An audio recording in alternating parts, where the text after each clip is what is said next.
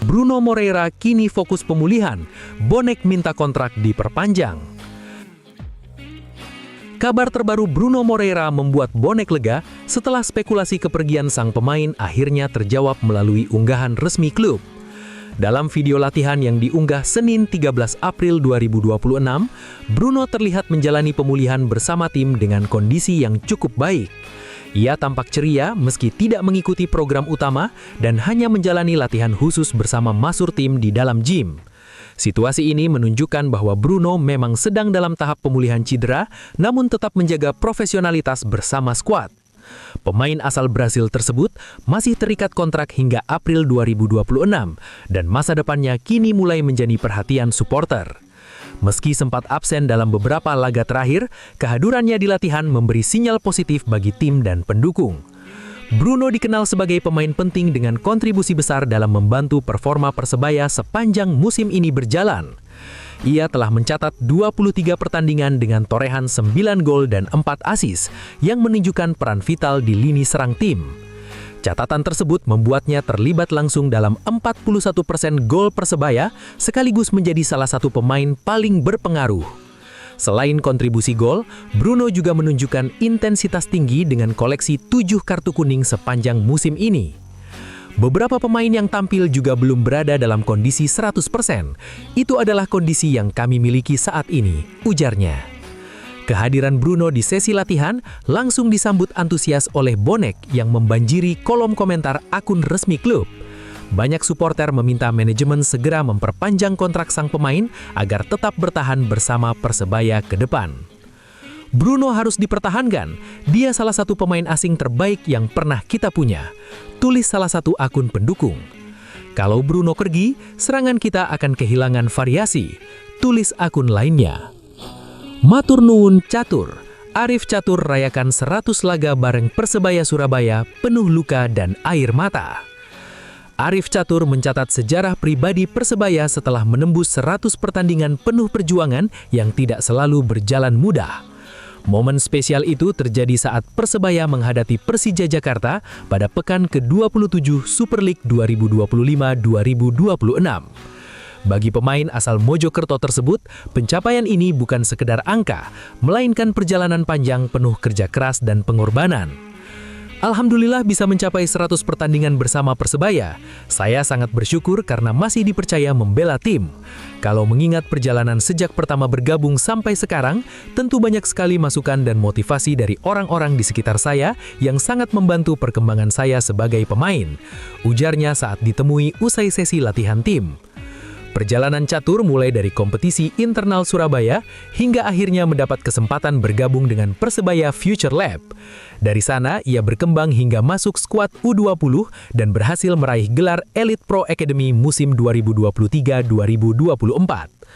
Performanya yang terus meningkat membuatnya dilirik Aji Santoso yang memberi kesempatan debut di kompetisi kasta tertinggi. Saya masih ingat debut saya terjadi tepat di hari ulang tahun saya, 25 Juli, saat melawan Persikabo 1973 di Bogor. Waktu itu saya bahkan tidak dimainkan di posisi asli saya. Saya dipasang sebagai bek kiri, tapi itu tetap menjadi momen yang sangat berkesan bagi saya, jelasnya. Catur mengakui sosok Aji Santoso memiliki peran besar dalam perjalanan karirnya hingga bisa berkembang seperti sekarang ini. Coach Aji Santoso yang paling berkesan, beliau yang pertama kali memberi saya kesempatan bergabung dan bermain di Persebaya. Saya banyak belajar dari beliau, katanya.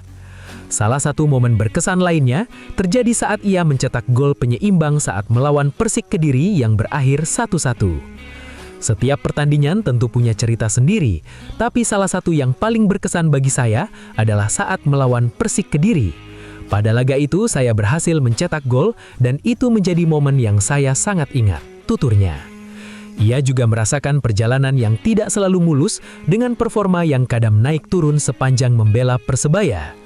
Perjalanan sebagai pemain Persebaya tentu tidak selalu mulus, kadang performa bagus, kadang juga naik turun. Kritik dari bonek dan bonita selalu saya terima dengan terbuka. Bagi saya itu bagian dari proses untuk membangun mental dan membuat saya menjadi pemain yang lebih baik, ucapnya. Kini setelah mencapai 100 laga, Catur berharap bisa membawa Persebaya meraih gelar juara di masa depan. Harapan terbesar saya tentu bisa membawa Persebaya meraih gelar juara. Itu selalu menjadi doa dan motivasi saya sejak pertama kali bermain di sini, katanya. Saya ingin mengucapkan terima kasih kepada bonek dan bonita yang selalu memberi dukungan. Dukungan mereka sangat berarti bagi saya hingga bisa mencapai 100 pertandingan bersama Persebaya.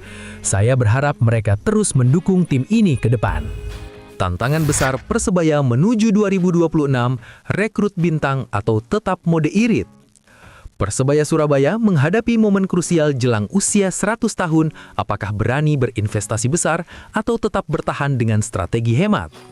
Saat ini, Persebaya masih tertahan di posisi 6 klasemen dengan 42 poin hingga pekan ke-27 kompetisi musim ini berjalan.